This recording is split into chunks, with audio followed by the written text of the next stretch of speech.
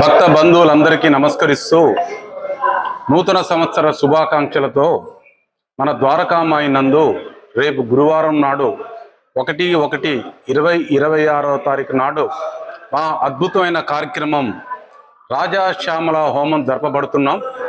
అలాగే భక్త మహాశయులందరికీ కూడా అన్నప్రసాదాన్ని ఏర్పాటు చేయటం జరుగుతుంది.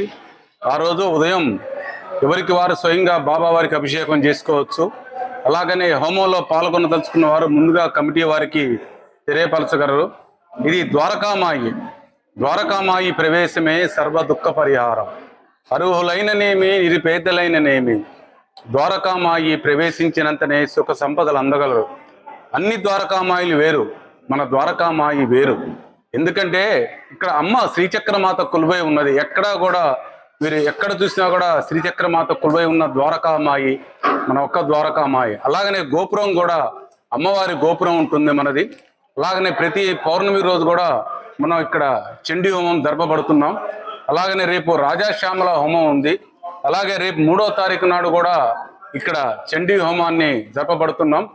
రేపు 1వ తారీఖు నాడు మధ్యాహ్నం 12 గంటల నుంచి భక్తులందరికీ అన్నప్రసాదాన్ని ఏర్పాటు చేయబట్టడం జరుగుతుంది. కావున 50 మంది భక్తులందరూ కూడా పాల్గొని స్వామివారి ఆశీస్సులు పొంది అన్నప్రసాదాన్ని స్వీకరించి వెళ్ళగలని ప్రార్థిస్తున్నాం.